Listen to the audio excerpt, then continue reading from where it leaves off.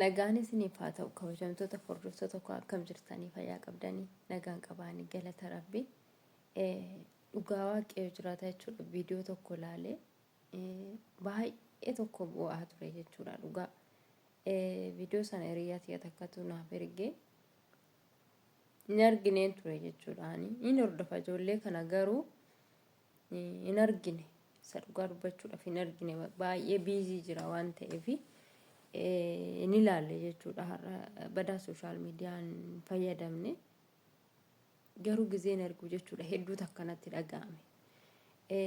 Namoonni baay'een keenya gaafa wantoota akkanaatti irratti viidiyoo hojjennu in ilaalu namni waan isaan qofalchiisu waan isaan gammachiisu bakka jira miti waan bakka isaan waan hin taane waan sila ilaalamuudhaaf hin barbaachisne faayugaa hojjetanii irra ilaala namni isa dhugaa dubbachuudhaaf jechuudha. Dhugaa rabbi hedduutu akka nama gaddisiisa. Agana kan hin jedhamne jechuudha. Mucaan kun gaafa dubbatu dhugaa baqa keessa koonna waraane suma dhugaa dubbachuudhaaf mee sagalee kana wajjin dhaggeeffannee deebina. Turtiin keessan viidiyoo kana waliin haa ta'u. Hedduutu akka dhugaa waaqayyo hedduutu akkanatti dhaga'ame isa dhugaa rabbi.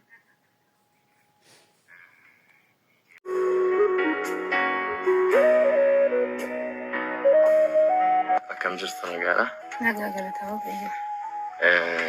Miidiyaa irraatii arginee dhufne harmee Basafiqaadha jedhamti.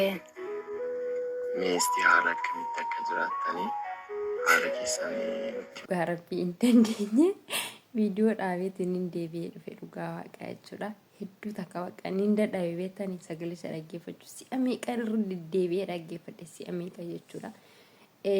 Namoonni baay'een keenya maal jedhu sanitti fakkaate namoonni tokko yommuu akkasittiin chaanaalli wayii banamee chaanaala sanarratti gargaarsa namaaf haa ta'u yoo jedhamu jechoota baay'ee namaan jedhu jechuudha. Isa dhugaa dubbachuudhaaf kunoo kan akka kanaafaatu jira argitanii kan akka kanaafaatu jira jechuudha. Mee wajjin waan dhaggeeffanna.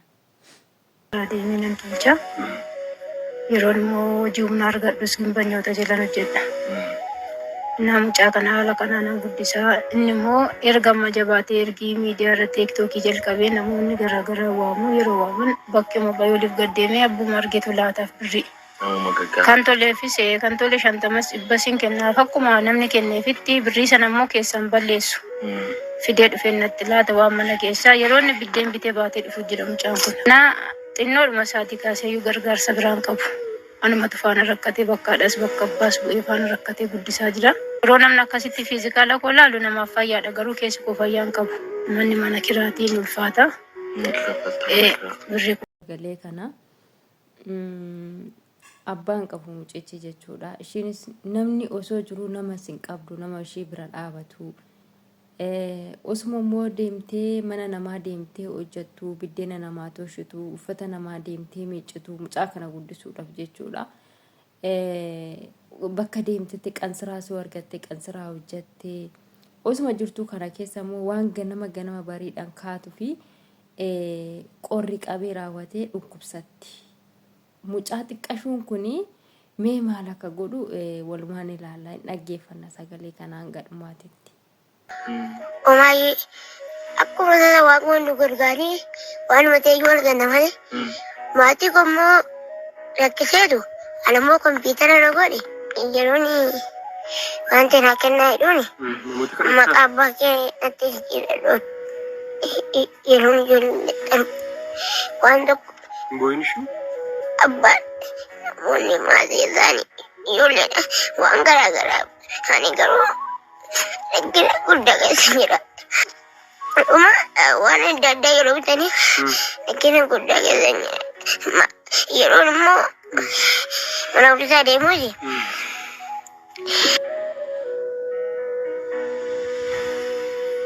Uffata jechuudha sagalee kana. Mucaa xiqqaan kun bakka baay'eetti nan arga. Mucaan kun interviyuu gammadaa irratti irraa miidiyaa irratti interviyuu ta'ee jira. Namoonni garaagaraa yommuu argamu mucaa kana interviewuun taasisan jechuudha. Mucaan kun umuriin isaa xiqqoodha garuu sammuun isaa sammuu miti isa dhugaa dubbachuudhaaf jechuudha. Dhugaa rabbii waan jubbadhu yoo waliin wallaalchisaa jira beektani. Ay jiruu tana dhugaa rabbii jechuudha. Ay jiruu tana. Inna mucichi gimma gaafa maallaqa waan argatu waan birri 50 dhibbas yoo namni kenne birri takka keessaan baasu fuudhee galchee haadhatti kenna jechuudha. Haga biddeena illee bitee raawwatee gaafa ishiin dadhabdee biddeena bitee raawwatee biddeena bitee galu gara manaatitu jira jettee nyaatu. Maal jedha argitani gaafa ishiin na jalaa dhukkubsattu baay'ee tokko natti dhaga'ama. Yoon argadhe waan an argadhe fideetiniin dhufee ishiidhumatti kenna. Yoon dhabe immoo silaa dhabnee yoo argannes arganne waan jiru nyaanne bullaa yoo dhabnes agabuudhuma keenya bullaa.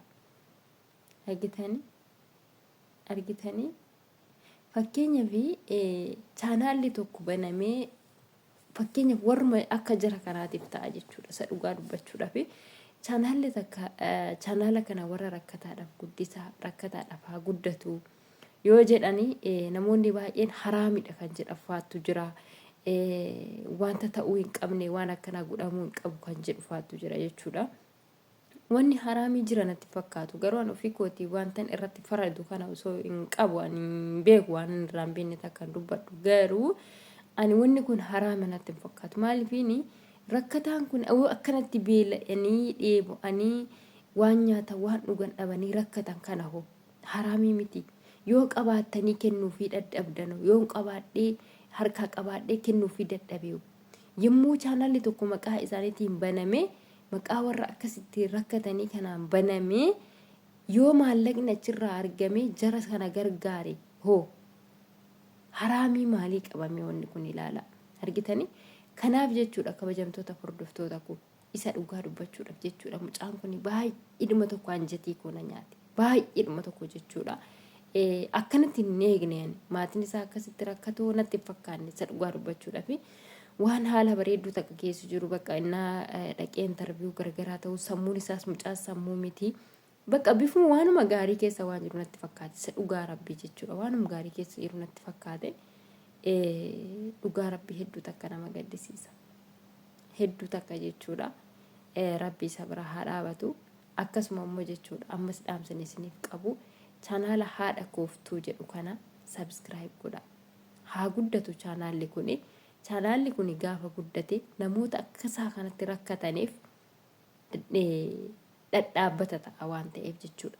Maallaqni isarraa argamu saantima takka maaf hin taane gara ofiitti dabarfamu eenyumayyuu maaf hin taane. Chaanaala isa kanarraas ta'e chaanaala haadha kooftuu jedhu sanarraas ta'e tuubii jedhurraas ta'e kan galu jechuudha. Gara kan ofii keenyatti hin dabalu isa dhugaa rabbiiti warruma rakkataa kanaaf gumaachina maleedha. Kanaaf iyyuu namoonni haaraan please chaanaala kana subscribe godhaatii nuuf guddisaadha. Gaafa guddate warra rakkatoota akkasitti rakkatan kanaaf dhadhaabbata haa ta'uun isiniin jedha. Hanga waan biraa qabannee deebinee dhufnutti nagaa fayyaatti naaf tura. Viidiyoon kun isa dhugaa dubbachuudha hedduu takka jechuudha hedduu takka otoo garaan koo akkasitti na urgufamu. Dhugaa sawaa inni na arguudha jechuudha. Osoo garaan koo akkasittiin hiqe jedhina jechaa jiruuti viidiyoo kana kanan hojjetaa jiru. Kanaaf jechuudha hanga waan biraa qabannee dhufnutti nagaa fayyaatti nuuf tura. Galatoomaa fayyaa ta'a. Like share gochuu hin dagatina. Namoonni haaraan immoo gara chaanaala kanaa dhuftan subscribe godhaatii maatii keenya ta'aadha. Subscribe gootanii warri jirtan immoo like share gochuudhaan nu jajjabeessaa. Kana hunda waan gootaniif guddaa takka nuuf galatooma fayyaa ta'a.